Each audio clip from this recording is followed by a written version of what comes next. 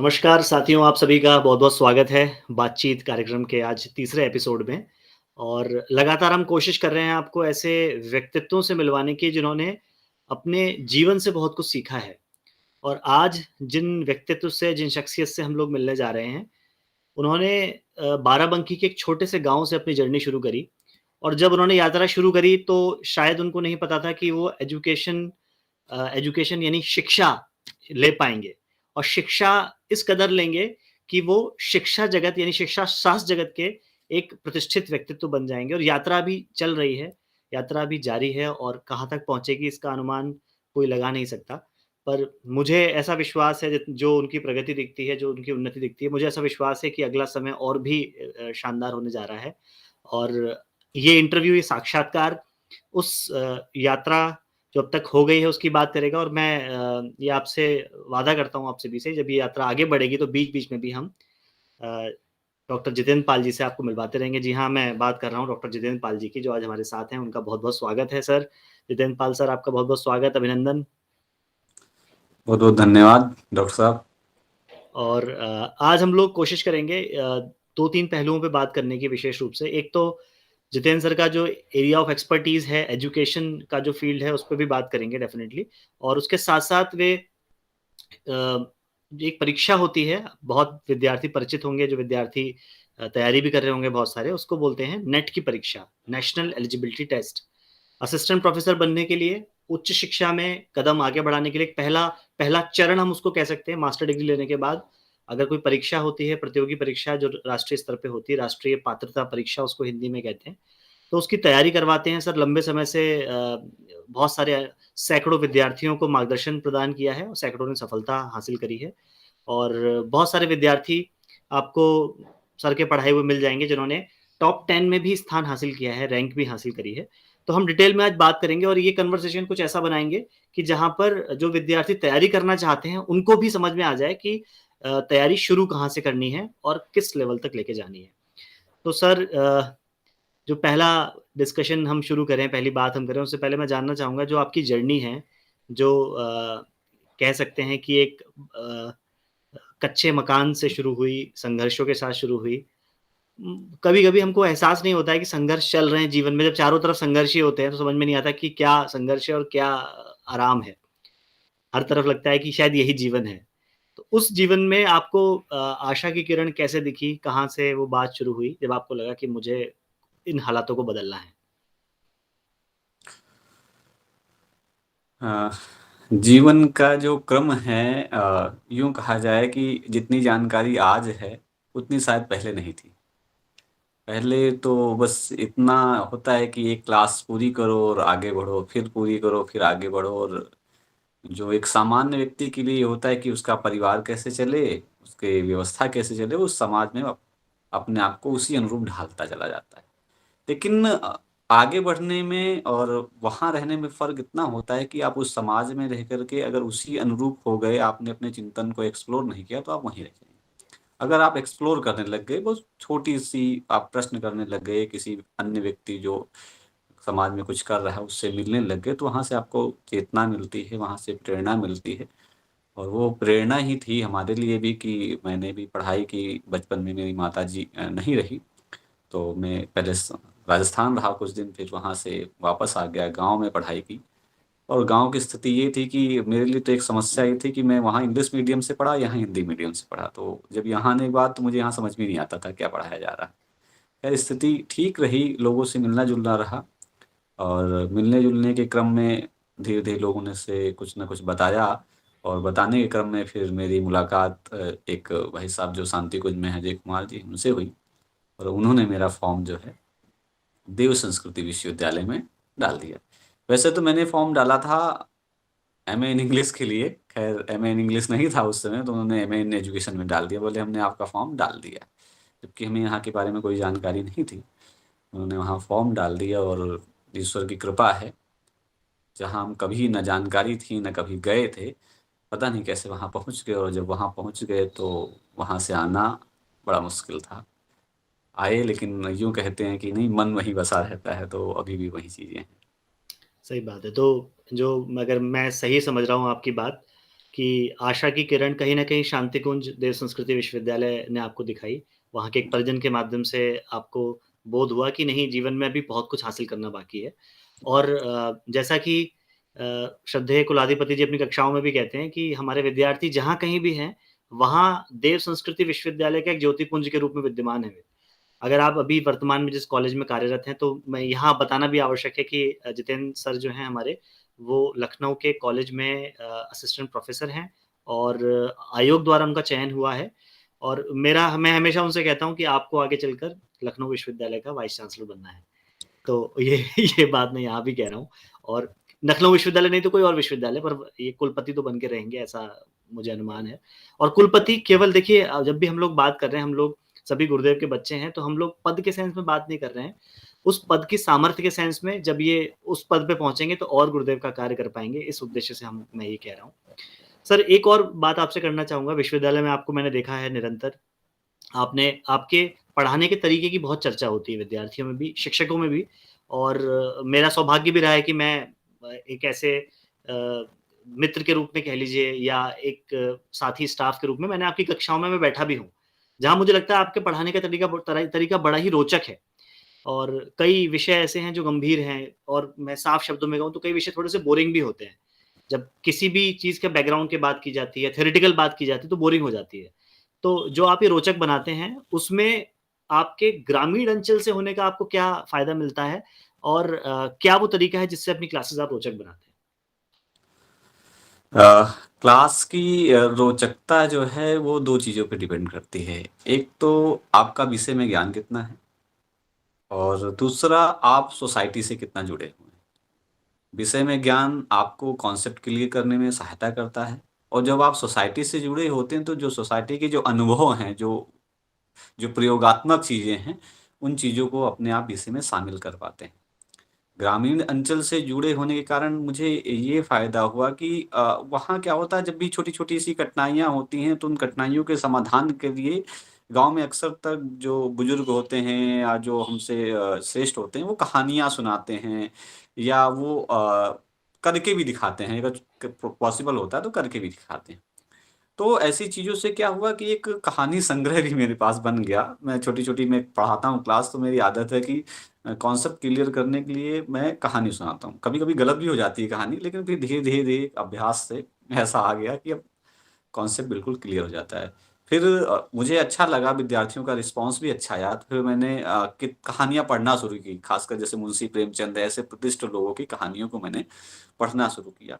और उनके माध्यम से मैंने सीखा कि वो कहानियाँ जो है वो सिखाती हैं कुछ आपको जीवन में। और ये नहीं ज़रूरी है कि आप विषय पढ़ा रहे हो, आपके विषय की कहानियाँ पढ़ें। जब आप कहानियों को ध्यान से पढ़ते हैं, तो उसमें आप अपना विषय निकाल लेते हैं कि आपका कहाँ पर हाँ, किस चीज़ की ज़रूरत है। और विद्यार्थी जो है वो आप अगर केवल नॉलेज ट्रांसफ़र करते हैं, तो उससे नहीं सीख वो केवल थोड़ी देर तक सुनता है, फिर उसके बाद में उसे बोरियत होने लग जाती है। उसे जब उसके जीवन से जुड़ी हुई कहानियाँ ऐसा उसे लगने लग जाए कि ये जो बताया जा रहा है, ये वास्तव में उसके जीवन का हिस्सा है। तो वो बड़े रोचक ढंग से सुनता है और ना ही केवल सुनता है बल्कि उस कहानी में इंटरफेयर भी करता है, अपने कैरेक्टर को जोड़ करके वो बताता भी है कि सर हमारे यहाँ ऐसा हुआ और जहाँ वो अपने जुड़ जाता है वहाँ वो आपकी क्लास में एक रोचकता आ जाती है, विद्यार्थी सीखता है और आप भी सीख रहे होते हैं उस समय। सही बात है। और इस समय का सर चैलेंज क्या है कि विद्यार्थियों के पास बहुत ही आकर्षक चीज़ें उपलब्ध हैं, जैसे वेब सीरीज़ है, जी। बहुत सारे और मूवीज़ हैं। मतलब पहले जो हमारा समय था, और मुझे लगता है आपके लिए वो और भी संघर्षमय समय रहा होगा, जब शायद आपके घर में टेलीविज़न कब आया? मेरे घर में टेलीविज़न तो ऐसे जब मैं 5 वर्ष की उम्र में था तभी था। हुँ। लेकिन मैंने 1 ही 2 वर्ष देखा है उसके बाद फिर अभी जब मैं लेकर आया हूँ तभी आया है। तो टेलीविज़न पे जब डीडी वन आता था, एक चैनल आता था, दूरदर्शन जिसको हम बोलते थे, तो हफ़्ते में 2 या 3 मूवीज़ आती थी, जिसमें भी चुनने की सुविधा नहीं थी। अब चुनने की सुविधा है कि आप जब चाहें, जितना चाहें, एक कॉन्सेप्ट चलता है बिंज वॉचिंग, कि जी, लगातार जी। मूवीज़ और वेब सीरीज़ एक बार में लोग देख डाल रहे हैं। तो ऐसे में हमारी क्लास जो कि ऑफ़लाइन है, जहाँ पर बहुत गरिष्ठ, कभी-कभी ऐसा सामान है जो गरिष्ठ है और प्रस्तुत करना है, तो चुनौतीपूर्ण है सर ऐसा समय। तो ऐसे समय में अ, आप कुछ कहना चाहें कि अपनी क्लासेस में आईसीटी का प्रयोग आदि करके, और क्या ऐसा हो सकता है जो हम उनको बेहतर बना अ, पाएँ? आईसीटी का उपयोग आज के समय में बहुत अनिवार्य हो गया है। अनिवार्य इसलिए हो गया कि कंटेंट की वैरायटी अवेलेबल है और विद्यार्थी के लिए एक चैलेंज है, क्योंकि उसे विभिन्न प्रकार की परीक्षाओं में शामिल होना है। तो ये ज़रूरी नहीं कि एक कंटेंट आपको एक ही जगह मिल जाए या एक ही किताब में अवेलेबल हो। अब आपको कंटेंट कोई चाहिए, वो हर जगह अवेलेबल है इंटरनेट के माध्यम से। तो आप उसको बड़े आसानी से ढूँढ सकते हैं, फ़िल्टर कर सकते हैं, और यही नहीं, आप कंसल्ट कर सकते हैं जिसने उस कंटेंट को राइट किया है, लिखा है। तो उससे कंसल्ट करने से क्या है, आपका नॉलेज और ज़्यादा क्लियर हो जाता है। साथ-साथ आईसीटी आपको विजुअल्स प्रोवाइड कराती है। तो उससे क्या होता है, कहा भी जाता है कि आप जो चीज़ देखते हैं उससे आप ज़्यादा सीख रहे होते हैं। तो विजुअल्स देखने से क्या होता है, और जल्दी आपका कॉन्सेप्ट क्लियर हो जाता है। ना केवल कॉन्सेप्ट क्लियर हो जाता है, बल्कि रिटेन करने पे आपको हेल्प मिलती है, क्योंकि आपने उस चीज़ को देखा है। आप जा नहीं सकते, हिमालय हम नहीं जा सकते। हुँ। हमें कोई हिमालय पढ़ाए भई, तो हमें वो पहाड़ी बताएगा, पहाड़ बड़े-बड़े, तो हम कितनी कल्पना कर सकते हैं। या बर्फ़ गिरती, हम कल्पना करेंगे हमारी कल्पना से, लेकिन हिमालय तो हमारी कल्पना से कहीं न कहीं परे होगा। लेकिन अगर हम उसे वीडियो के माध्यम से देख पाते हैं, या किसी ने अपने टूर का अनुभव शेयर किया है, तो हम कहीं न कहीं ज़्यादा अच्छे से कॉन्सेप्ट को क्लियर कर पाते हैं, और ना केवल क्लियर करते हैं, बल्कि वो फ़ील कर पाते हैं, उसको हम अनुभव कर पाते हैं। सही बात है सर। एक और बिंदु पे मैं आपका वो चाहूँगा, आपके विचार जानना चाहूँगा और मैं चाहूँगा कि थोड़ा आप अ, उसको चाहें तो विस्तार से भी बता सकते हैं। वो बिंदु ये है कि बहुत सारे ऐसे विद्यार्थी आजकल मुझे मिलते हैं जो पढ़ने में अच्छे हैं और लगातार टॉपर रहे हैं अपने क्लासेस के या कुछ बच्चे ऐसे भी मिलते हैं डिस्ट्रिक्ट टॉपर रहे हैं और फैमिली की जो इकोनॉमिक कंडीशन है वो भी बहुत अच्छी है। जहाँ कोई ऐसी दिक्कत नहीं है, पर उनका मन परेशान है, मन से घबराए हुए हैं, डरे हुए हैं और बड़ा मुश्किल होता है ऐसे में उनको ये कह पाना कि क्या वजह समझ पाना कि क्या वजह है कि जो डरे हुए हो। असफलता का भय उनको है कि हम असफल हो गए तो क्या होगा? ऐसा होगा। तो इसमें आप अगर आप ये मान के चलिए कोई विद्यार्थी अगर आपसे ही ऐसा पूछता है, जिसके पास ना तो पैसे की दिक्कत है, ना ही टैलेंट की कमी है, फिर भी परेशान है, तो उसको आप जी। क्या टिप्स देना चाहेंगे? जो विद्यार्थी एक्चुअली जो परेशान होता है, उसके एक डेकार्ड है फिलोसोफर, वो कहते हैं कि उन्होंने अपनी फिलॉसफी में कहा कि शरीर और मन 2 अलग-अलग चीज़ है, बॉडी और माइंड। तो उन्होंने कहा कि व्यक्ति है, वो इसलिए है कि वो सोचता है। अगर वो सोचना बंद कर दे, तो व्यक्ति जो है वो अपना एग्ज़िस्टेंस खो देगा, वो सोचता है। तो क्या होता है कि जब हम पढ़े-लिखे होते हैं, समझदार मतलब टैलेंट होता है, सारी चीज़ें होती हैं, तो हम थिंकिंग बहुत करते हैं, सोचते हैं, ये ऐसा है, समाज ऐसा है। तो हम एक अपना ऑरा क्रिएट कर लेते हैं, अपनी एक सोसाइटी क्रिएट कर लेते हैं, और हर सोसाइटी को एक कैरेक्टर दे देते हैं कि ये ऐसा सोच रहा है, हमें ऐसा करना है, वैसा करना है। और हर प्रश्न हम ही करते हैं, और हम ही उत्तर उससे प्राप्त कर रहे होते हैं। तो ऐसे में क्या होता है कि अपने ही प्रश्न हैं, अपने ही उत्तर हैं, तो आपके माइंड की एक संरचना चल रही है, और उस माइंड में आप उलझे हुए होते हैं। और उससे बाहर निकलना बहुत मुश्किल काम होता है। उससे बाहर कोई आपको अगर बताता भी है, तो आपको लगता है कि ये तो मोटिवेशन देने वाले हैं, आए चले गए। तो इससे एक तो सबसे नंबर 1 चीज़ है कि उसके लिए एक अच्छा गुरु होना चाहिए। गुरु अगर आपको अच्छा मिल गया, तो वो गुरु क्या करता है, आपको बताता नहीं, वो आपको रियल सिचुएशन की तरफ फेस करना सिखाता है। जैसे मैं आपको बताना चाहूँगा, जैसे हमारे यहाँ मैं जब पढ़ता था, तो डॉक्टर आर पी कर्मयोगी सर थे।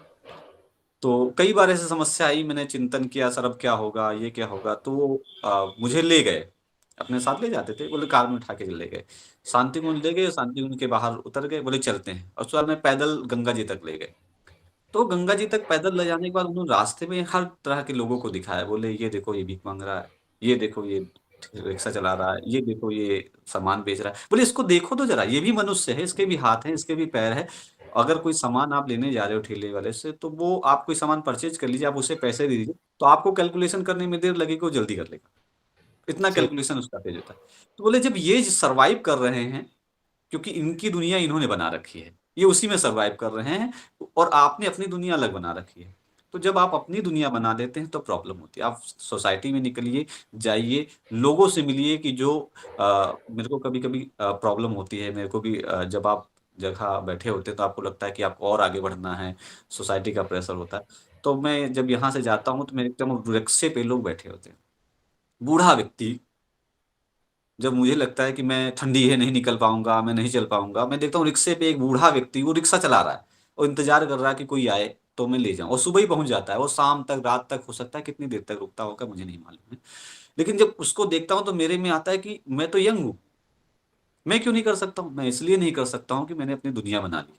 एक कम्फर्ट ज़ोन की दुनिया है, और उसी में मैं अपने आप को एस्टेब्लिश करना चाहता हूँ। तो वो विद्यार्थी जो हैं अगर वो बाहर जाएं, देखें लोगों को, तो उनको लगेगा यार मुझे तो इनके लिए करना है। जब तक आप अपने लिए सोचते हो तब तक आप कमरे में रहते हो। जब आपको लगता है मुझे इनके लिए करना है तो फिर आप दौड़ के करते हो। आपने देखा भी होगा, जब भी आप कहीं जा रहे हैं, कोई इमरजेंसी पड़ गई, तो आप अपनी जीवन की चिंता किए बिना उसको बचाने की सोचते हैं। या किसी को जरूरत है पानी की, तो आप भले खरीद के लेकर आए हो, आपको लगता है सुरक्षित है, किसी को देना नहीं चाहते हो, लेकिन जैसे ही इमरजेंसी पड़ती है आप तुरंत देने को तैयार हो जाते हैं। तो ये जब तक सोसाइटी में ये लोग फेस नहीं करेंगे, जिनके पास सुविधा अवेलेबल है, टैलेंट है, तब तक उनकी अपनी दुनिया रहेगी। जब वो सोसाइटी में जाएंगे, लोगों को देखेंगे, लोगों को समझेंगे, तो उनको लगेगा नहीं, मेरी दुनिया नहीं है, और भी दुनिया है, और भी चीजें हैं, और मेरे को अपने में नहीं खोना है, मेरे को उनके साथ भी लेकर के चलना है। तो निश्चित रूप से आपको कभी ये तनाव, स्ट्रेस, कभी अपने बारे में चिंता ही नहीं आएगी। आएगी भी तो आप देखोगे अरे और भी लोग हैं। सही बात है। और स्पेशली जो कोविड-19 का समय रहा ना, उसमें टीनेजर्स ने अकेले समय बहुत बिताया है, जी अपने जी। फ़ोन के साथ, अपने लैपटॉप के साथ। तो ऐसे समय में ये चुनौतीपूर्ण रहा जब वो वापस अपने साथियों से मिले, बहुत जगह उनको एडजस्ट करना पड़ा। तो और लोगों में सेंसिटिविटी बहुत बढ़ गई है पिछले 2-3 सालों में। छोटी-छोटी बातों पे लोग हर्ट हो जा रहे हैं, जो पहले क्षमता थी सुनने की, वो स धीरे-धीरे कम हुई है। तो पर मेरा ऐसा मानना है, और शिक्षण कार्य भी जटिल हुआ है पहले की अपेक्षा। जी क्योंकि अब पहले विद्यार्थियों ने ऑनलाइन एग्ज़ाम्स दिए हैं, उनको एक एक तरीके से कम्फ़र्ट ज़ोन जो आप कह रहे हैं बिल्कुल कम्फ़र्टेबल है, ऑनलाइन क्लास चल रही है और फ़ोन क्लासेस कर रहे हैं बच्चे, क्लासेस भले ही ना कर रहे हों, फ़ोन सुन रहे हैं सारा ज्ञान। तो ऐसे में जब वापस ऑफ़लाइन क्लासेस हुई तो उनको बहुत सारे चैलेंजेस आ रहे हैं और धीरे-धीरे हम लोग उनसे निपटेंगे। और जो आपने बात कही कि क्लासेस जितनी रोचक होंगी, इनसे जुड़ा हुआ एक और सवाल है और मेरे दिमाग में ये सवाल बहुत सालों से है और कभी शायद हमने इस बारे में इनफॉर्मली बात भी की होगी, कि बहुत सारे टीचर्स ऐसे हैं, शिक्षक ऐसे हैं, विशेष रूप से जो सरकारी सेटअप में काम करते हैं, वो उनको 15 साल हो गए, 20 साल हो गए, 30 साल हो गए, पर आज भी वो उनमें पढ़ाने की कला नहीं है, अध्यापन की कला नहीं, समझाने की कला ही नहीं है। और वो उस कला को सीखने की इच्छा भी नहीं है क्योंकि कोई ऐसा रॉकेट साइंस नहीं है जो आप सीख नहीं सकते। जी। और अगर आप आ गए हैं उस पेशे में, अगर आप शिक्षक हैं तो आपकी आपका दायित्व है कि आप उसे सीखिए। तो आपको क्या लगता है इसकी क्या वजह है कि 30-30 साल हो गए हैं लोगों को और फिर भी वो समझाने की कला को सीखने में अक्षम रहे? अ, जैसे ठंडी होती है, हुँ, ठंडी में आपने देखा होगा कि गांव में अलाव जलाते हैं। अलाव जलाने के बाद लोग पास में बैठ जाते हैं। हुँ, पास में बैठने के बाद उन्हें एक कोशिश करिए आप उठा लीजिए।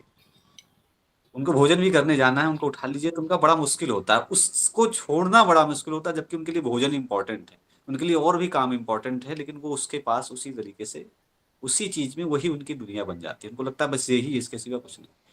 जब लोग क्या होते हैं कि एक सिचुएशन में ढल जाते हैं, एक उनका व्यवहार निर्मित हो गया, और ये व्यवहार ऐसे ही नहीं निर्मित होता, इसमें दोनों रोल हैं। समाज का भी रोल है, और उसका व्यक्ति का भी रोल, उस शिक्षक का भी रोल। क्या होता है, मैं आपको एग्जांपल से बताना चाहूंगा। जैसे एक शिक्षक जो है पढ़ाने गया, एक सरकारी विद्यालय में पढ़ाने गया। पढ़ाने जाने के बाद में क्या होता है, एक समाज की आज भी मान्यता है कि बोलते हैं सरकारी स्कूल में पढ़ाई नहीं होती। जबकि आप जानते हैं सरकारी आईआईटी भी होता है, सरकारी हुँ, आईएम भी होता है, सरकारी एम्स भी होता है, लेकिन वहां देखिए लाइन लगती है। क्या सरकारी विद्यालय में नहीं पढ़ाई होती?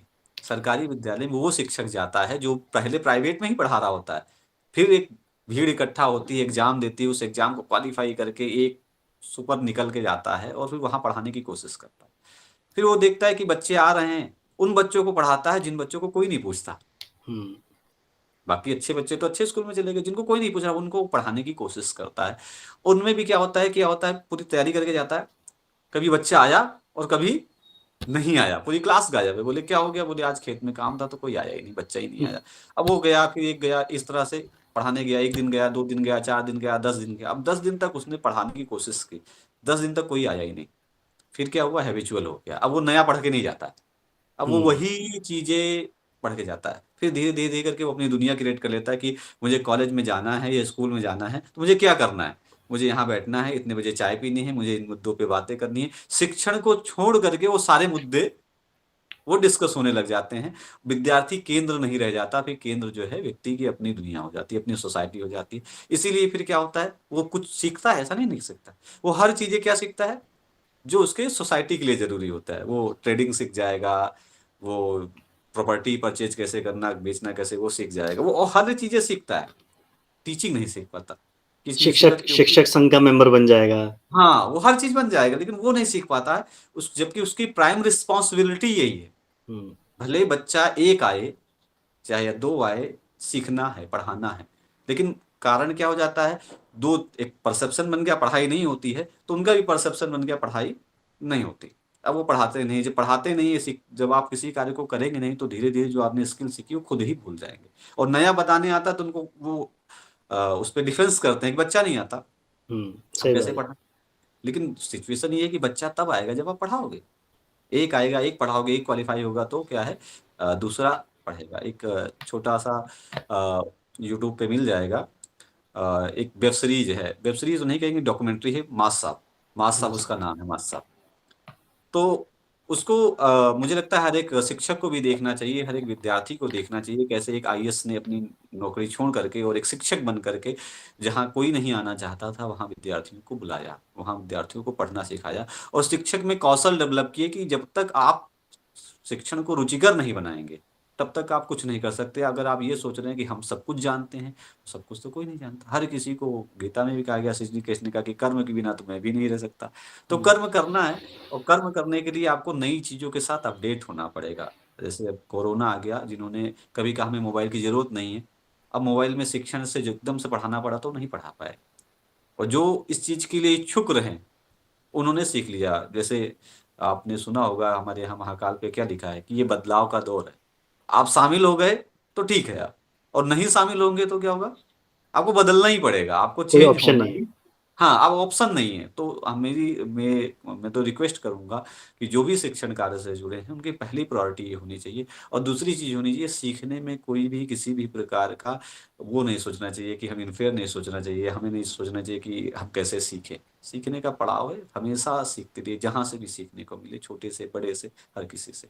सही बात है, क्योंकि जो विद्यार्थी हमारे सामने हैं, अब पहली बात तो हायर एजुकेशन में प्राइमरी एजुकेशन तो है नहीं कि बच्चा छोटा है और वो आपको समझ नहीं पा रहा। वो आपकी हायर एजुकेशन में वो आपकी हर बात ऑब्जर्व कर रहा है। और यदि हम ही विलिंग टू लर्न नहीं है, तो वो देखेगा जब यही नहीं सीख रहे हैं तो मैं भी क्या सीखूं। तो वो पूरा जो मैसेज है, पूरी हम आने वाली जनरेशन भी खराब कर रहे होते हैं साथ में। तो नेक्स्ट सर मुद्दे पे हम लोग आते हैं, जो कि महत्वपूर्ण मुद्दा है और शायद बहुत सारे विद्यार्थी उसकी प्रतीक्षा कर रहे होंगे। वो है कि नेट की जो परीक्षा है, यहाँ बताना आवश्यक है कि आपने लगातार ना सिर्फ नेट की परीक्षा पास करी है, बल्कि मुझे लगता है उत्तर प्रदेश में शिक्षक में जो पीजीटी का एग्जाम होता है, डाइट का जो एग्जाम होता है, आयोग द्वारा असिस्टेंट प्रोफेसर की जो जॉब होती है, आपने लगभग 5-6 एग्जाम लगातार आपने क्वालिफाई किए। और नेट की परीक्षा के तो आप विशेषज्ञ, आपने जब भी दिया नेट क्वालिफाई कर लिया, मास्टर्स में ही आपने क्वालिफाई कर लिया था। तो एक तो पहली चीज जिस पे मैं बात करना चाहूंगा कि नेट की तैयारी किन लोगों को करनी चाहिए। एक जनरल धारणा बन गई है कि अगर आप मास्टर्स कर रहे हैं स्पेशली ह्यूमैनिटीज के सब्जेक्ट में, तो आओ चलो नेट की तैयारी करते हैं। कभी कभी मुझे लगता है कि ये कुछ नहीं तो चलो नेट ही कर लेते हैं। जबकि हायर एजुकेशन कोई मजाक नहीं है। हायर एजुकेशन उनको उनको जाना चाहिए जिनका इंटरेस्ट रिसर्च में है। तो इसमें मैं आपका पहले व्यू जानना चाहूंगा कि नेट की तैयारी किन को करनी चाहिए। अ, देखिए कि हर कोई भी कार्य किया जाता है तो एक तो इच्छा होती है, बाई चॉइस, कि आपकी इच्छा है, आपको करना है। तो इसलिए करते हैं लोग कि उनको लगता है कि मेरे पास डिग्री होनी चाहिए, मेरे पास उपाधि होनी चाहिए, मुझे ऐसा करना है। तो जिसका पर्सनल इंटरेस्ट है तो वो करता है, बहुत सारे काम करता है। आपने देखा होगा कि बहुत सारे लोगों ने बहुत सारी डिग्रियां इकट्ठा करके रखी हैं, तो वो माउंटेन पे चढ़ने चले गए, तो उनकी पर्सनल इंटरेस्ट, तो उनको तो करना चाहिए क्योंकि उनकी अपनी इच्छा है। अपनी इच्छा जो भी कार्य आपको कहे, लगे उचित लगे, तो उससे जरूर करना चाहिए। दूसरा है, कुछ लोग जो शिक्षण काल में या पढ़ने में आ गए, पीजी उन्होंने कर लिया। अब पीजी करने के बाद में क्या, जैसा कि आपने बताया कि एक तो शिक्षण के लिए होता है, एक शोध के लिए होता है। क्या हो गया है कि अभी जैसा कि मेरा अनुभव रहा, मैं लोगों से मिला हूँ, यूजीसी ने भी कहा कि दो तरह की यूनिवर्सिटी, एक टीचिंग की अलग होती है और एक रिसर्च की अलग होती है। आज के समय पे क्या किया है कि यूजीसी ने नेट को मैंडेटरी कर दिया है एज असिस्टेंट प्रोफेसर के लिए। यानी असिस्टेंट प्रोफेसर मतलब शिक्षण कार्य के लिए, अगर आप उच्च शिक्षा में आना चाहते हैं तो आपको एक नेशनल एलिजिबिलिटी टेस्ट को आपको पार करना होगा, क्रॉस करना होगा, क्वालिफाई करना होगा, तभी आप पढ़ा पाएंगे। उसमें एक कैटेगरी और बना दी, अगर आप असिस्टेंट प्रोफेसर में आएंगे तो यूजीसी का एक नियम ये है कि आपका प्रमोशन आगे होगा, और प्रमोशन तब होगा जब आपके पास पीएचडी होगी, यानी रिसर्च आपके पास होगी, तभी आपका प्रमोशन होगा। तो अब एक तरह से यूं कहा जाए कि अगर आप हायर एजुकेशन में आना चाहते हैं, तो हायर एजुकेशन में आप आपको शिक्षण भी करना पड़ेगा, आपको शोध भी करना ही पड़ेगा। जबकि लोगों की राय है कि जो शिक्षण करना है उसको शिक्षण में रहने दीजिए, क्योंकि जहां आप उसे शोध में ले जाएंगे तो वो एक ना एक चीज में फिर कंप्रोमाइज करेगा, फिर अपनी स्किल के साथ वो कंप्रोमाइज करेगा, वो रिसर्च में दिमाग लगाएगा। इसलिए रिसर्च अलग होना चाहिए और टीचिंग अलग होनी चाहिए। लेकिन यहाँ पर क्या है, एक साथ अभी जुड़ा हुआ है, तो ऐसे में एक विद्यार्थी के लिए चैलेंज होता है कि वो क्या करे। तो अगर आप सभी जानते हैं कि सभी को पैसे की आवश्यकता होती है, नौकरी की आवश्यकता वर्तमान में, खासकर ग्रामीण इलाके में तो लोगों के पास जमीन है, खेती बाड़ी कर लेते हैं, कि शहरों में बड़ा कम ऑप्शन होता है। जो बच्चे ह्यूमैनिटीज में आ जाते हैं या साइंस के सब्जेक्ट में CSIR नेट होता है, वहाँ भी वो नेट का एग्जाम देते हैं, और भी डिफरेंट सब्जेक्ट में अलग अलग तरीके के एग्जाम्स होते हैं। तो यहाँ पर क्या होता है, उस बच्चे के पास अब क्वालिफाई करने का ऑप्शन नहीं बचता, उसके पास यही करना है तो करना है, और दूसरा कोई ऑप्शन नहीं, क्वालिफाई करना ही करना है। जब क्वालिफाई करना होता है, तब अब उसके लिए एक चीज यहाँ मैं कहना चाहूंगा कि अगर मुझे पता चल जाए, जीवन में मैं पढ़ाता हूँ ये तब भी कहता हूँ कि अगर मुझे पता चल जाए कि ये 200 मीटर की रेस है और आपको दौड़नी है, और इसको दौड़ने के बाद में आपकी जिंदगी बन जाएगी, तो आपको क्या करना चाहिए, उस रेस में दौड़ना चाहिए, जी जान लगा करके दौड़ना चाहिए, और पूरे सतर्कता के साथ दौड़ना चाहिए। उसमें ऑप्शन नहीं देखना चाहिए कि ऑप्शन हम कर लें, नहीं, उसमें कि हम रिसर्च नहीं करेंगे, हम टीचिंग, आप पूरी जी जान से दौड़िए उसमें, क्योंकि वो आप दौड़ लेंगे तो आपको पूरी जिंदगी बन जाएगी। तो इसलिए नेट क्या है, आज के समय पर जब पीजी करता है तो यूं कहा जाए कि जैसे लेते हैं,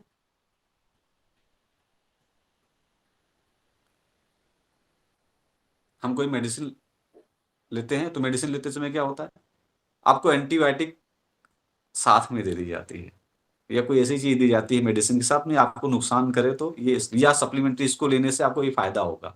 तो इसी तरह से नेट क्या एक सप्लीमेंट्री हो चुका है, उसको तो आपको करना ही करना है। पीजी में आए तो मान लीजिए नेट साथ में अब जुड़ गया, वो एक डिग्री जुड़ गई है कि आप पीजी जो है नेट के बिना अधूरी सी है। आप भले टीचिंग में जाएं, रिसर्च में जाएं या ना जाएं, वो एक फर्दर एक चीज प्रोसेस है कि फ्यूचर प्लान है आपका, लेकिन एक चीज जुड़ गई है, वो साथ में जुड़ गई है कि पीजी कर लिया, नेट नहीं किया। आप कहीं भी जाएंगे, आप कहेंगे मैंने पीजी किया, तो सबसे पहला क्वेश्चन आएगा, नेट किया आपने, आपने JRF किया।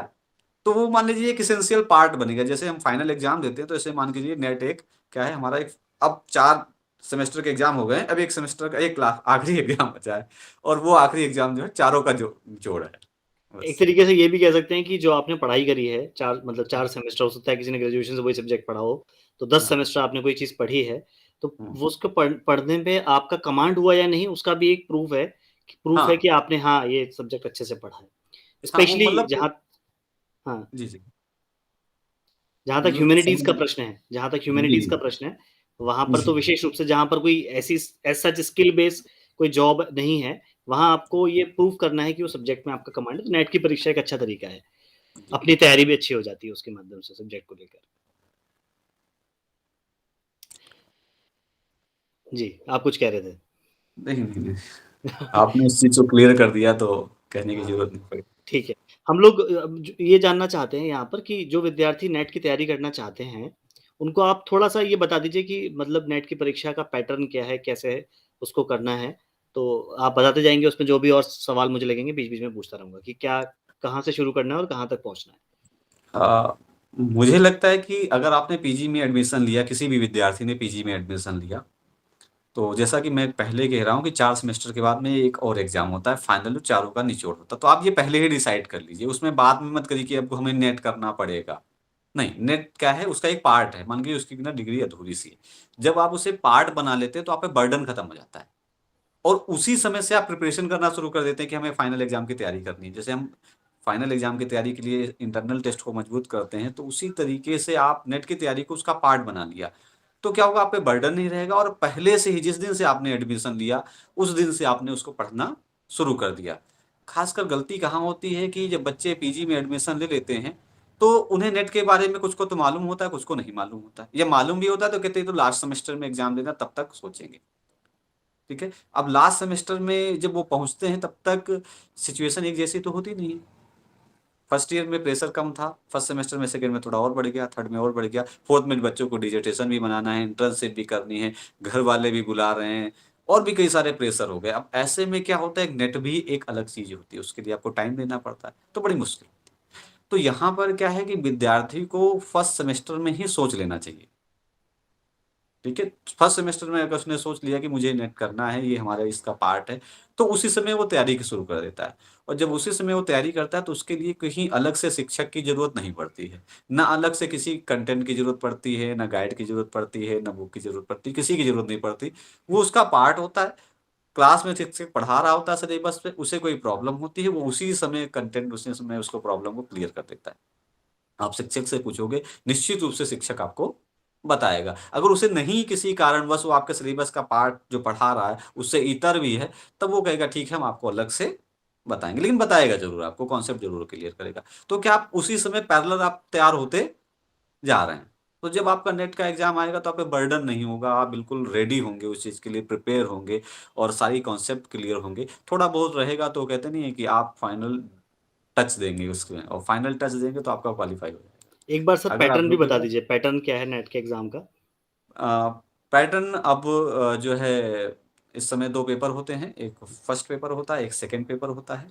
फर्स्ट पेपर जो है जनरल एप्टीट्यूड से जुड़े हुए सारे क्वेश्चंस आते हैं, जैसे 10 यूनिट्स होती हैं, और 10 यूनिट में टीचिंग है, रिसर्च है, हायर एजुकेशन है, कम्युनिकेशन है, इन्वायरमेंट है, रीजनिंग आती है, reasoning mathematical logical reasoning, comprehensive, environment, ICT.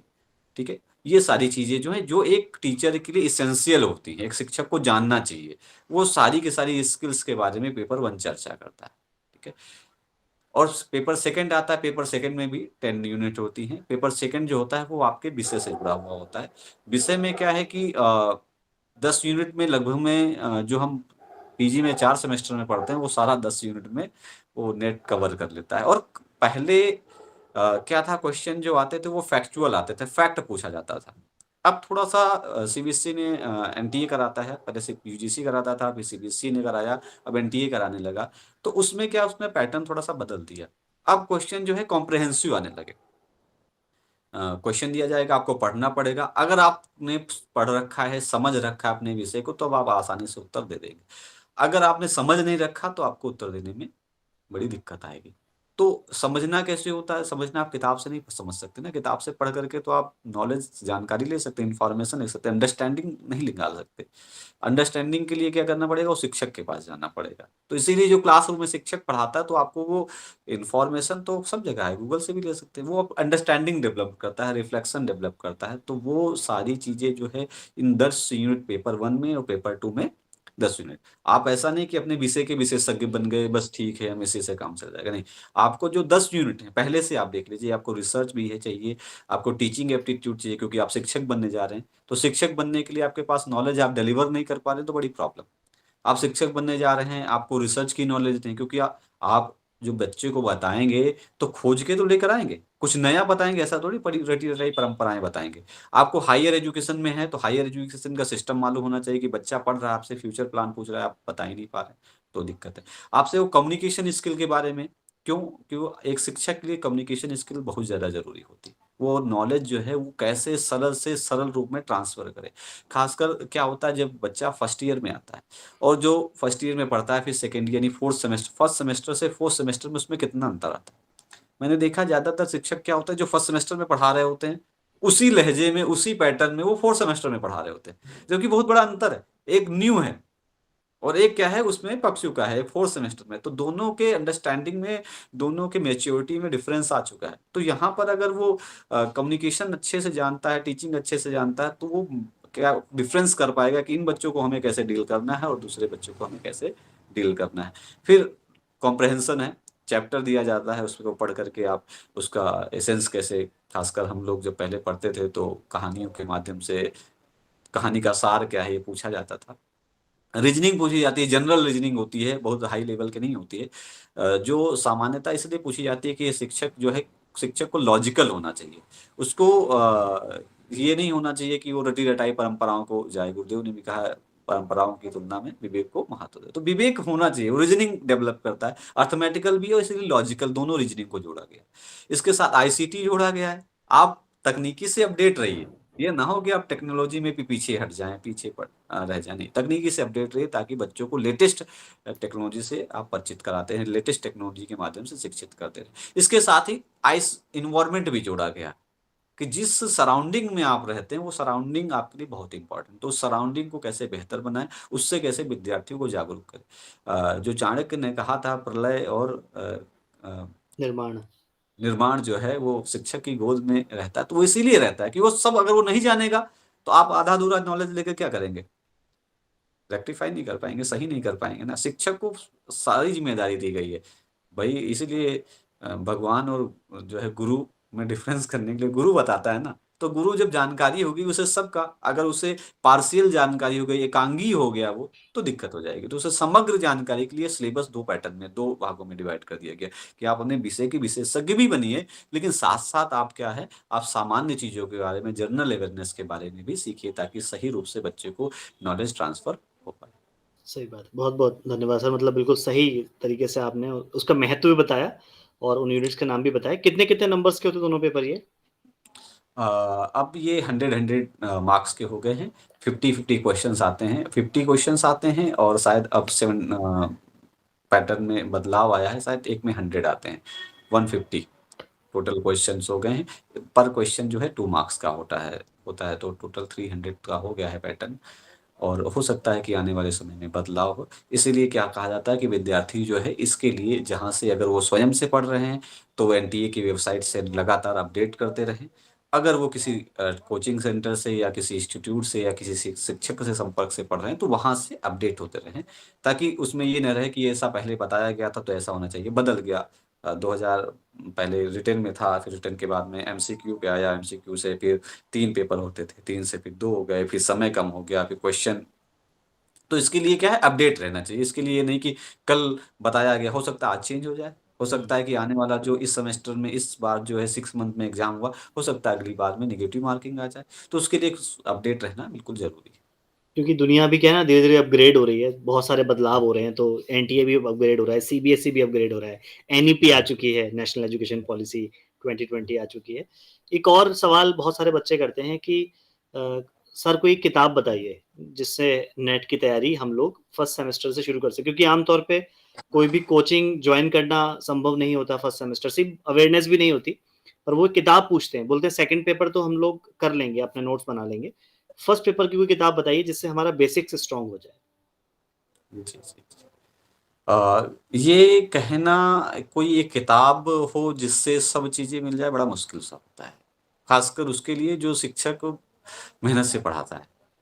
वो क्या करता है, वो कंटेंट जो है वो हर जगह से चूज करता है, उठाता है, और उठाने के बाद में उन कंटेंट को पढ़ाता है। अगर वो उसने किसी एक किताब को रिफर कर दिया कि एक किताब ये ले लीजिए, तो उस किताब में क्या है कि पूरी जानकारी नहीं हो पाती, कहीं ना कहीं कुछ ना कुछ क्या है, आधी अधूरी हो जाएगी। हो सकता है टीचिंग एप्टीट्यूड सही हो, लेकिन रिसर्च एप्टीट्यूड के बारे में इतने अच्छे तरीके से ना लिखा गया। अब शिक्षक ने अगर किसी एक किताब को रिकमेंड कर दिया, तो दिक्कत ये होगी कि विद्यार्थी को लगेगा इस शिक्षक ने बताया तो यही इंपॉर्टेंट है, इसे ही हमें पढ़ना, वही पढ़ के जाएगा।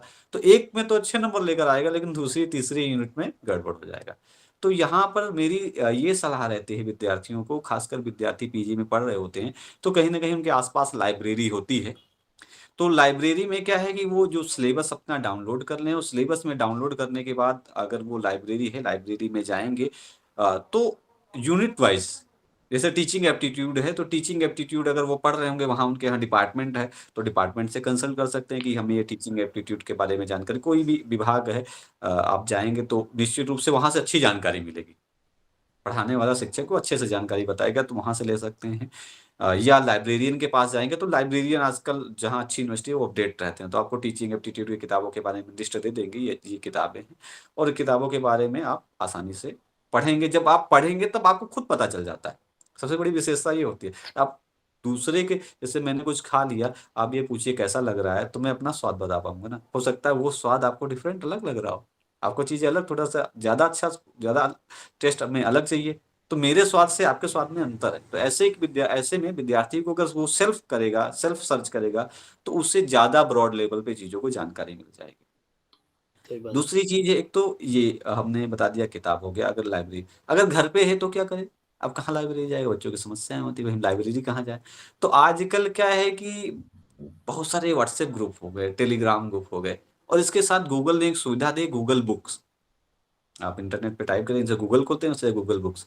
गूगल बुक में आप टीचिंग एप्टीट्यूड डाल दीजिए केवल, टीचिंग एप्टीट्यूड करिए, रिसर्च करिए, रिसर्च। जैसे ही आप डालेंगे ढेर सारी बुक्स ओपन हो जाती हैं। आप उस बुक्स किसी भी से बुक्स में से क्लिक करेंगे, कुछ ओपन होगी, कुछ ओपन मतलब वो परचेज के लिए होती हैं, लेकिन बहुत सारी बुक्स जो है ओपन हो जाती है। तो आप मेहनत करेंगे तो आपको वहाँ से भी कंटेंट मिल जाएगा। वहाँ से मिलने से क्या, आप पढ़ेंगे कैसे? पढ़ने के लिए क्या होता है, आप सिलेबस में देखिए जो लिखा है उसको अंडरलाइन करते चले जाइए, आप पढ़ते चले जाएँगे। रेफरेंस जो बुक्स होते हैं, जो बनी बनाई बुक्स आती है, उसमें बहुत शॉर्ट में दिया होता है, कम दिया होता है, और वो दिया होता है वो अपने शिक्षक के ऊपर या जो पब्लिशर होता है उसके ऊपर कि वो किसको इम्पोर्टेंट समझता है, किसको इम्पोर्टेंट नहीं समझता है, उसने अपने अनुसार बना के दी। तो मैं तो किसी भी एक किताब को रेफर नहीं करता हूँ, किसी अपने मन से। मार्केट में ढेर सारी आजकल कॉम्पिटिशन की हैं, और आप किसी को भी परचेज कर सकते हैं। हाँ, अगर आपको लेना तो आप ये देखिए कि हमेशा लेटेस्ट अपडेशन आप चाहिए लीजिए, जो भी किताब लीजिए लेटेस्ट लीजिए। और लेटेस्ट के लिए जब भी आप किताब परचेज करते हैं तो आप देखिए, कोई भी प्रोडक्ट परचेज करते हैं ऑनलाइन तो उस पे लिखा होता है, रिव्यू लिखा होता है। तो रिव्यू जो है वो एक कुछ नहीं तो something is better than nothing है, कि वो कुछ ना कुछ तो आपको बता ही देता है। और विद्यार्थियों की ओर से मेरा आपसे निवेदन है कि एक ऐसी किताब आप लिखिए या अपनी टीम के साथ मिलकर लिखिए कि जिससे, जो आप कह रहे हैं कि कॉम्प्रिहेंसिव किताब नहीं है, तो लोग निर्द्वंद भाव से उसको रिकमेंड कर सकें। ये किताब है, इसमें सब कुछ काफी हद तक ठीक ठीक दिया हुआ है। 99% ये किताब बहुत अच्छी है, 1% की तो तो चूक हो ही जाती है। किताब तो मैंने नहीं लिखी है, अभी तो मैं पीएचडी लिख रहा हूँ। लेकिन किताब क्या है कि मैं जब पढ़ाता हूँ तो टोटल जितने यूनिट्स में पढ़ाता हूँ, उस यूनिट्स के मैंने नोट्स बनाए हैं। और नोट्स जो है वो बहुत शॉर्ट में भी बनाए हैं, शॉर्ट में बनाए हैं नोट्स, लेकिन फिर भी शॉर्ट में बनाते हुए इतना तो है ही है कि वो डिटेल्स में भी हैं।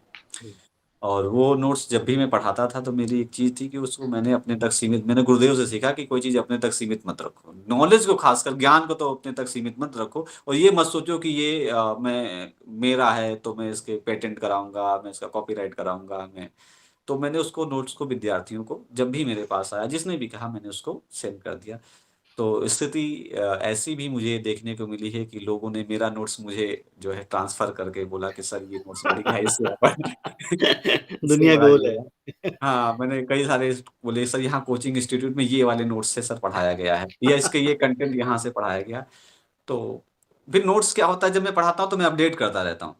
अब की बार पढ़ाया तो अब की बार फिर अपडेट कर दिया। अब वो पुराने वाले से पढ़ता है तो कहता है सर ये तो कुछ बदल गया। तो इसलिए मुझे कोई चिंता नहीं होती कि उसने मेरा नोट्स ले लिया। उसने मेरी नोट्स ली, अंडरस्टैंडिंग तो नहीं ली है। सही मैं बात है। अपडेट और कर दूँगा। कई सारे कोचिंग संस्थान हैं जो आपके नोट्स प्रिंट करके प्रिंटेड नोट्स के नाम पे बेचते भी हैं। पर ठीक है, कोई नहीं, आप जो खुद ही आपने एक्सेप्ट किया कि भाई ज्ञान है, फैलना चाहिए।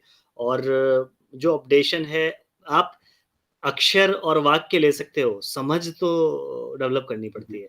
जी, और नोट्स से अगर पढ़ लेते तो किताबों की, आप खुद ही कह रहे हो गूगल बुक्स पे तो अथाह सागर है, तो उससे पढ़ लो। हालाँकि नोट्स का भी अपना महत्व है, पर वो तभी है जब बनाने वाला उसको पढ़ा रहा हो कि हाँ, जी। उसमें उसको पता है किस बात को कितना इम्पोर्टेंस देना है। तो सर, इस इंटरव्यू के, इस बातचीत के सिलसिले के अंतिम सिरे पे हम लोग पहुँच गए हैं। बहुत आनंद आ रहा है आपसे बात करने में, और ऐसा नहीं है कि हम लोग की पहली बातचीत है, बहुत बार हमने बातचीत करी है। पर मुझे ऐसा लगा कि बहुत सारी चीज़ें ऐसी हैं जो आपसे विद्यार्थीगण, शिक्षकगण और सामान्य रूप से लोग हैं, वो भी सीख सकते हैं। और एक और इम्पोर्टेंट बात है कि हम, हमारी सोसाइटी में एक कल्चर है कि हम लोग कुछ लोगों को हीरो बना देते हैं कि भई किसी का नाम नहीं ले रहा, पर ये सर्टेन ये शिक्षक हैं, यही हीरो हैं, बाकी लोग नहीं हैं, बाकी लोग को कोई जानता नहीं है। तो मेरा मेरा ऐसा मानना है कि हर व्यक्ति के अंदर एक ना एक सेलिब्रिटी रहता है। अब बशर्ते, अब कोई व्यक्ति है जो लोहे का काम जानता है, तो वो लोहे का सेलिब्रिटी है भई। अगर वो काम नहीं कर रहा होता तो हम घरों में नहीं रह रहे होते। हर व्यक्ति के अंदर कुछ ना कुछ क्वालिटी है। और अगर फल वाला फल नहीं बेच रहा, तो हम खाते क्या? जी। फल कहाँ से मिलते, सब्ज़ी कहाँ से मिलती? तो हर व्यक्ति की कुछ ना कुछ, मेरी नज़र में हर व्यक्ति सेलिब्रिटी है। और आप तो विशेष रूप से सेलिब्रिटी हैं। आपने पूरी जो अपनी यात्रा है, उससे ही निरंतर बहुत लोगों को शिक्षा दी है। और आपने स्टार्टिंग में एक बात बोली कि आपको जो आशा की किरण है, जो उम्मीद है, वो विशेष रूप से हरिद्वार में आकर जगी, देव संस्कृति विश्वविद्यालय में आकर जगी, जिसको हम गंगा की गोद, हिमालय की छाया कहते हैं। तो थोड़ा और विस्तार से जानना चाहेंगे आपसे कि देव संस्कृति विश्वविद्यालय ने आपके व्यक्तित्व को गढ़ने में आपको, आपने लगभग यहाँ पर 10-12 साल का समय मुझे लगता है बिताया देव जी। संस्कृति विश्वविद्यालय में, तो किस तरह से आपके लिए लाभदायक रहा वो समय? और आज जब आप अपने पीछे मुड़कर देखते हैं, अपने समय को देखते हैं, तो आपको लगता है कि हाँ, ये अगर मैं वहाँ नहीं जाता तो शायद ये चीज़ मेरे अंदर नहीं आती। तो उसके बारे में बताइए? देव संस्कृति विश्वविद्यालय मेरे लिए यूँ कहें एक घर है। जैसे घर में एक बच्चा जन्म लेता है, पलता है, बढ़ता है, पोषित होता है, पल्लवित होता है, फल लेता है। तो उसी तरह से विश्वविद्यालय है। मुझे मालूम है जब मैं गया था तो मैं शायद अ, मुझे पता नहीं था मैं क्या बनूँगा। पढ़ना-लिखना इतनी जानकारी नहीं थी। जब मैं वहाँ पर गया तो मुझे एक अच्छी चीज़ ये लगी कि मैंने वहाँ से एक लाइफ़स्टाइल सीखी, जो शायद मैंने यहाँ कहीं पहले नहीं सीखी थी। एक तो लाइफ़स्टाइल सीखी, जीवनचर्या क्या होती है। फिर मुझे पता लगा कि जीवन में मैं क्या हूँ, गुरुदेव की जो किताब पढ़ी मैं क्या हूँ, फिर मुझे उसको पढ़ने से, उसको ही नहीं पढ़ने से, जितनी और भी किताबें हैं जो वहाँ की, वहाँ का जो साहित्य है, ख़ासकर अगर आप कुछ भी नहीं पढ़ रहे हैं तो अखंड ज्योति पढ़िए, मंत्र लेखन करिए, तो धीरे-धीरे जब आप कार्य करते हैं तो धीरे-धीरे चेतना जागृत होती है। एकदम से कोई किताब पढ़ कर के चेतना नहीं आ जाती है। धीरे-धीरे से वहाँ से रहते, वहाँ के वातावरण में रहते, शांति कुंज जाते, विश्वविद्यालय गीता की क्लासेस करते, धीरे-धीरे जीवन के बारे में पता चला। अ, विश्वविद्यालय ने एक समझ विकसित की और वो समझ जो है उस समझ ने ही इस मुकाम तक पहुँचाया। उसने समझ ये विकसित की, खासकर मेरे जीवन में जो आया, मैं 2 फंडे मैं अपनाता हूँ, मेरे लाइफ़ के 2 फंडे। पहला फंडा है कि अगर आपको कोई चीज़ पानी है, अगर आपको लगता है कि ये आपके लिए जीवन के लिए ज़रूरी है, तो आप ये मान के चलिए कि आप उस पे लग जाइए। अगर आपको लगता है कि बीच में कोई बाधाएँ हैं, कोई चीज़ है, तो उसके लिए क्या करिए, आप उस काम को पहले पूरा कर लीजिए, दूसरा काम। जैसे मेरे को नेट का एग्ज़ाम क्वालीफाई करना था, तो मेरे को मूवी कभी-कभी देखने चले जाते, कुछ कपड़े, मन यहाँ-वहाँ दुनिया भर की चीज़ों में था। तो मैंने घर से क्या किया, पैसे मँगाए। घर से पैसे आते थे 1000, 2000, 3 महीने, 4 महीने भेज भेज देते थे और हमारे जो दोस्त थे उनसे कभी-कभी, मैंने कभी लिया नहीं, लेकिन कभी इमरजेंसी, खासकर इमरजेंसी कब, जब कोई फॉर्म भरना है या ऐसी इमरजेंसी, जैसे लोग, कंपनियाँ क्या करती हैं, कंपनी एस्टेब्लिश करते समय लोन लेकर के चलाते हैं। तो मैंने वही सोचा कि जहाँ पर इन्वेस्टमेंट करने से फ्यूचर में फ़ायदा होगा, वहाँ पर लो, जहाँ पर खुद को स्वार्थ में खाना, वहाँ पर नहीं। तो मैं क्या करता था, मैंने पैसे इकट्ठा किए, 4-5 हज़ार रुपए इकट्ठा किए और 4-5 हज़ार रुपए इकट्ठा करने के बाद मैं घूमने गया, मैंने घूमा, मेरे को जो मन किया वो खाया, जैसे मन किए वैसे कपड़े लिए, मैंने अपनी जो इच्छाएँ थी वो पूरी कर ली, 15 दिन के अंदर, कि मेरी इच्छा, क्योंकि अब मैं तैयारी करने जा रहा हूँ, तो 15 दिन बाद में वो इच्छाएँ मुझे डिस्टर्ब ना करें। तो इसलिए मैंने इच्छाएँ पूरी कर ली, इच्छाएँ पूरी करने के बाद मैं अपने काम में लग गया। तो एक चीज़ मैंने वहाँ से ये सीखी कि जो है उस पे लगो, उसपे अन्य चीज़ों को मत आने दो, डिस्ट्रैक्शन मत आने दो। अपने को कंसंट्रेट करने के लिए डिस्ट्रैक्शन को हटाइए, जो आप हटा सकते हैं। दूसरी चीज़, एक चीज़ वहाँ के जो वातावरण से मैंने सीखी, जो लोगों से सीखी, वो ये सीखी कि आप जो है पास्ट में मत रहिए। हर कोई व्यक्ति बड़ा परेशान है।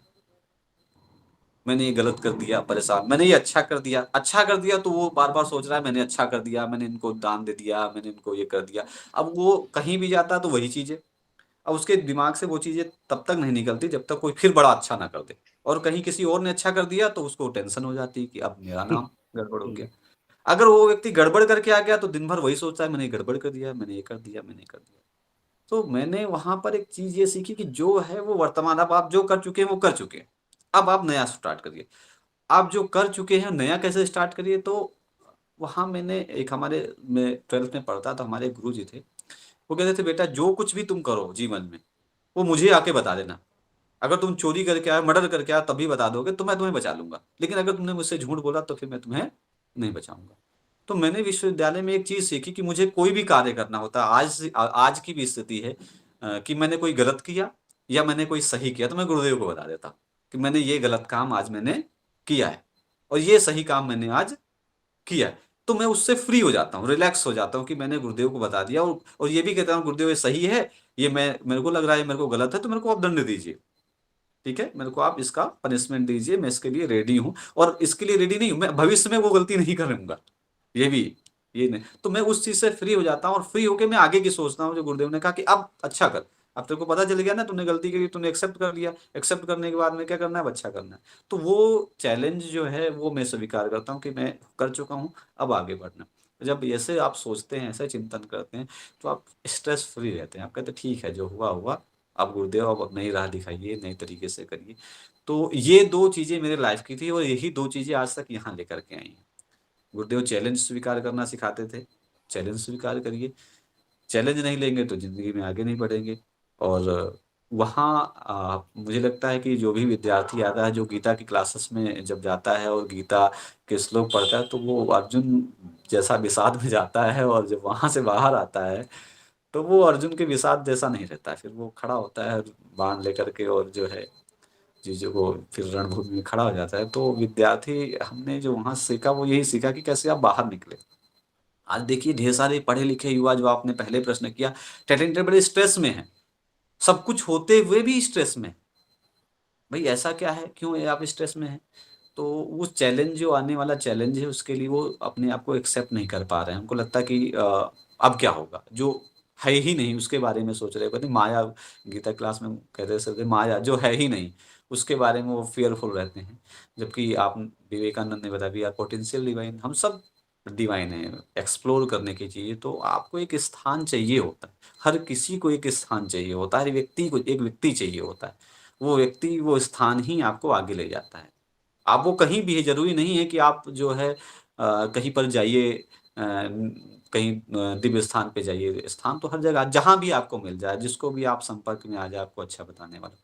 तो शांति कुंज और विश्वविद्यालय एक ऐसा स्थान है, जो भी वहाँ पर गया और जिसने एक बार फ़ील कर लिया, वो आप लोगों ने अवतार मूवी देखी होगी, लोगों ने हुँ, देखी होगी, उसमें वो बताते हैं कि कनेक्शन, जो जुड़ गया, अंडरस्टैंडिंग हो गई, फिर डेवलप कर। तो जिसने जोड़ लिया, तो कहीं भी रहे, दुनिया के किसी भी कोने में रहे, वो अपने आप को आगे ही बढ़ाता है, वो पीछे नहीं जाता है। फिर वो गुरुदेव कहते हैं कि आप आगे बढ़, मैं बढ़ाता रहूँगा, गलती करोगे तो पनिशमेंट दे देंगे तुम्हें, वो महाकाल बदल रहे हैं, तो आपको पनिशमेंट देंगे। तो ये एक बहुत बढ़िया विश्वविद्यालय की देन है।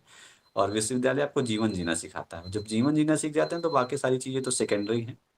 वो आप अपनी आवश्यकता के अनुसार जो है स्वीकार करते रहते हैं, प्राप्त करते रहते हैं।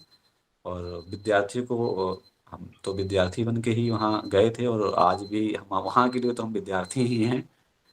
सही बात है। अ, हम गुरुदेव के शिष्य हैं सर, वो सब सबसे बड़ा हमारा जो हमारी ज़िम्मेदारी है, वो है गुरुदेव के शिष्य होना और जो भी सीखा है, उसको स्प्रेड करना। लास्ट सवाल मेरा सर ये है कि आप निश्चित रूप से अपने विद्यार्थियों को गुरुदेव के विचारों से अवगत कराते होंगे, इसमें मुझे कोई संदेह नहीं है।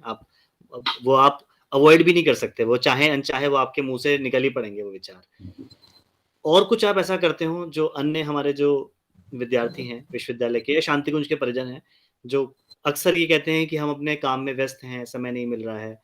तो उनको आप क्या कहना चाहेंगे कि इस रूप में आप गुरुदेव के कार्य को, मिशन के कार्य को आगे बढ़ा सकते हैं? मेरे को लगता है कि आप जो कार्य सबसे ज़्यादा पसंद आपको लगता है, जिसको भी, जो जैसे मुझे पढ़ाना पसंद है तो मैं पढ़ा रहा हूँ, किसी को इंस्टाग्राम चलाना मान के लिए पसंद है। तो अब आपको जो कार्य पसंद है, आप उस कार्य को करने के लिए आपको अच्छा लगता है, उसी कार्य को आप करना पसंद करते हैं, आप सब काम छोड़ कर के उसमें ज़्यादा इंटरेस्ट लेते हैं। तो मुझे लगता है कि आप जो है उसी में शामिल कर लीजिए गुरुदेव के थॉट्स को। इंस्टाग्राम चलाते हैं तो रोज़ एक स्टोरी जो है, वो उसी में शामिल कर लीजिए। और उसी में अगर उस स्टोरी को आप शामिल कर लेते हैं, तो धीरे-धीरे आप गुरुदेव के कार्य को आगे बढ़ा रहे हैं। आप अपने इंटरेस्ट की चीज़ भी कर रहे हैं, ऐसा नहीं कि आपको इंटरेस्ट की चीज़ से अलग लगेगा। लोग कहते हैं ना, मुझे समय नहीं मिलता। आखिर आपको अगर समय नहीं मिलता, तो कहीं न कहीं समय लगाते होंगे आप। तो जहाँ समय लगाते हैं, उसी चीज़ में उनको शामिल कर लीजिए ना, अलग थोड़ी है कोई चीज़। उसी में जब आप शामिल कर लेंगे, तो आपको अलग से समय की ज़रूरत नहीं पड़ेगी। मैं अपने डिपार्टमेंट में, मैं जब विश्वविद्यालय से आया, तो मैंने गुरुदेव को शामिल करने के लिए समय नहीं मिलता था पढ़ाने के लिए, तो मैंने क्या किया, मंत्र लेखन शुरू कर दिया। अब मैं जब ऑफ़िस जाता हूँ डिपार्टमेंट में, तो सबसे पहला काम है मंत्र लेखन करना। जब मैं मंत्र लेखन करता हूँ, तो क्या होता है कि वो एनर्जी को मैं लिखता हूँ। मेरे को देख कर के, अब मैंने किसी बच्चे को आज तक नहीं कहा कि आप जो है किसी मंत्र लेखन को करिए, मैंने नहीं कहा कभी। लेकिन बच्चा देखता है, आके आता है, वो देखता है, सर क्या कर रहे हैं? सर मंत्र लेखन कर रहे हैं। अब उसमें क्यूरियोसिटी जाएगी, सर कर क्या रहे हैं? करते क्यों हैं? बच्चा खुद ही पूछने लग गया, और जब बच्चा पूछता है, तो मैं क्या करता हूँ उसको, मैंने बताया, मैंने कहा मंत्र लेखन है। आप भी कर सकते हैं। अच्छा, हम भी कर सकते हैं क्या? हमने कहा, हाँ, कर सकते हैं, क्यों नहीं कर सकते हैं? अब बच्चा ले जाता है, पूछता है, जानकारी इकट्ठा करता है। तो वो आपके जो भी कार्य है, अगर आप उसी में आप चीज़ों को शामिल कर लेते हैं, तो चीज़ें बदल जाती हैं। इसमें एक छोटी-सी आपको एक कहानी सुनाना चाहूँगा, जो मैंने सुनी है। अ अ, हम लोगों को ऑडिटोरियम में एक प्रोग्राम दिखाया जाता था। अब मुझे उसका उपनिषद गंगा गंगा, या ऐसे उपनिषद हैं? गंगा, हाँ, उपनिषद हाँ, गंगा। उपनिषद गंगा। हाँ, वहीं हुँ, से मैंने सुना कि उसमें एक महाराष्ट्र के एक जो है ऋषि संत हुए हैं, एक नाथ, उन्होंने अपनी पुत्री का विवाह एक अच्छे शास्त्र के जो विशेषज्ञ थे, उनके घर पे कर दिया। उनके घर पे करने के बाद में जीवन यापन अच्छे से चल रहा था। अचानक बीच में परिवर्तन आया कि उनके जो दामाद जी थे, वो गलत संगत में पड़ गए। शास्त्र हैं, वही दुर्योधन वाली स्थिति है कि जानापि धर्मम, जाना विवृत्ति। धर्म जानता हूँ, लेकिन करने का मन नहीं करता। वो गलत संगत में पड़ गए और गलत व्यवहार करने लगे, मदिरा सेवन करने लगे और भी कई सारी चीज़ें। उनकी पत्नी परेशान हो गई, उन्होंने अपने पिता से कहा कि भई ये ऐसा करने लगे, गड़बड़। उनके पिता ने सुना, उन्होंने कहा ठीक है, हम समझा देंगे। आए और उन्होंने अ, कहा तमाजे से कि भई हमने सुना है कि आप गलत मदिरा का सेवन करते हैं और भी गलत कुछ काम करते हैं। बोले कि पहले तुम्हारी बेटी को शिकायत थी, अब आपको भी शिकायत हो गई। बोले नहीं, नहीं, मुझे कोई शिकायत नहीं है। आप जो कर रहे हैं, आप शास्त्र के ज्ञाता हैं, तो आप उचित ही कर रहे होंगे। बस एक आपसे प्रार्थना थी। बोले क्या? बोले मेरी पुत्री को आपसे मोह है बहुत ज़्यादा।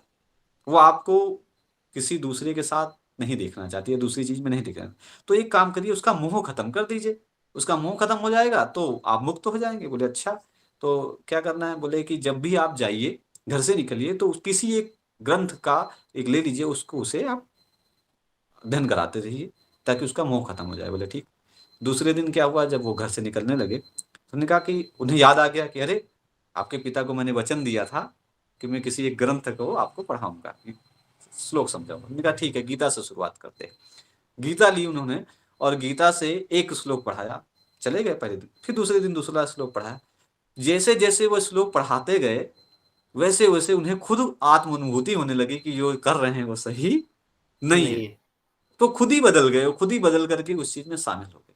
तो चीज़ें बड़े परिवर्तन को लाने की ज़रूरत नहीं होती कि आप बहुत बड़ा कोई कार्य करेंगे तभी परिवर्तन लाए, या बहुत बड़ा आप अपने जीवन के कुछ भी कर रहे हैं, आप ऑफ़िस में जा रहे हैं, एक मंत्र लेखन लेके चले जाइए। गुरुदेव के विचार को कैलेंडर आता है, उसको लगा लीजिए, आप पलटेंगे, आपको दिखाई देगा। उसको जो देखेगा, तो वो आपके व्यवहार से सीखेगा। तो गुरुदेव को शामिल करना, तो मुझे लगता है कि अ, ये तो आपके रचे-बसे हैं, इसको तो आप हटा ही नहीं सकते। शामिल करना छोड़ो, तो इसको आप हटा ही नहीं सकते अगर आप उनके शिष्य हैं, और शिष्य नहीं हैं, तभी आप कह सकते हो कि हम कैसे शामिल करें। सही बात है, आप शिष्य हैं, तो आपसे वो अलग है ही नहीं, आपसे जुड़े हुए हैं। सही बात है। और जब हम कहते हैं ना दीक्षा का अर्थ है कि अपनी इच्छा हमने गुरुदेव को दे दी है। अब हाँ, जो भी हम कर रहे हैं उनकी इच्छा से ही कर रहे हैं और जहाँ पर भी हैं जिस रूप में आपने बड़ी अच्छी बात कही, जहाँ पर भी हैं जिस रूप में भी हैं, हम उनके कार्य को करेंगे ही किसी न जो सच्चे शिष्य होंगे वो करेंगे ही, वो अपने आप को रोक ही नहीं पाएँगे। तो सर ये बड़ा ही शानदार बातचीत रही, बड़ा ही अच्छा डिस्कशन रहा और मुझे उम्मीद है कि देखने वालों को बहुत कुछ सीखने को मिलेगा। इस समय इंटरनेट पर बहुत सामग्री है, लगातार रोज़ बहुत सारी चीज़ें अपलोड हो रही हैं और अपलोड होने के साथ-साथ उसमें से दुर्भाग्य से 90% चीज़ें ऐसी हैं जहाँ पर सिर्फ़ मनोरंजन है और मनोरंजन के नाम पे बहुत कुछ है, जो कि नहीं होना चाहिए, गलत है। और गलत को गलत कहने के साथ-साथ कुछ अल्टरनेटिव भी हमको देना पड़ेगा। तो ये वही विकल्प है कि यदि आपको ऑनलाइन भी कुछ कंज़्यूम करना है, तो आप गुरुदेव को सुन सकते हैं और भी लोगों को सुन सकते हैं, गुरुदेव के शिष्यों को भी सुन सकते हैं। जहाँ आप ये देख सकते हैं कि जो लोग अभी इस समय जीवित हैं, कुछ काम कर रहे हैं, उनके जीवन को गुरुदेव ने किस तरह से इन्फ्लुएंस किया है।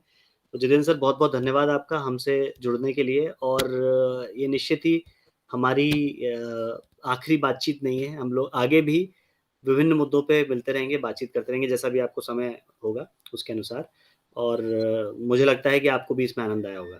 जी। बहुत-बहुत धन्यवाद अवसर देने के लिए और अपने विचारों को साझा करने के लिए। धन्यवाद सर, फिर मिलेंगे।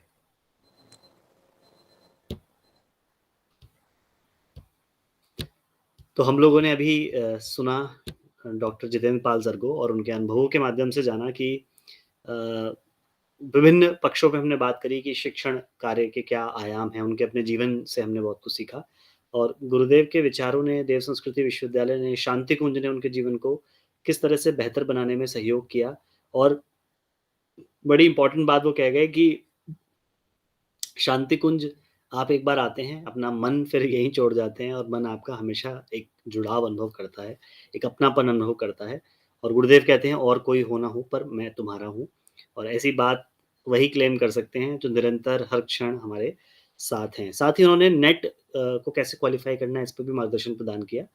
तो बहुत-बहुत धन्यवाद आप सभी का हमसे जुड़ने के लिए और उम्मीद है आप आगे भी जुड़े रहेंगे और मैं कोशिश करूँगा ऐसे ही जो लोग हैं जिन्होंने गुरुदेव को अपने जीवन में अंगीकार किया और उसके साथ-साथ गुरुदेव की कृपा से ही जो सांसारिक सफलता है उनको भी हासिल किया, उनसे हमारी निरंतर हम लोग बातचीत करते रहेंगे। थैंक यू सो मच सभी से जुड़ने के लिए।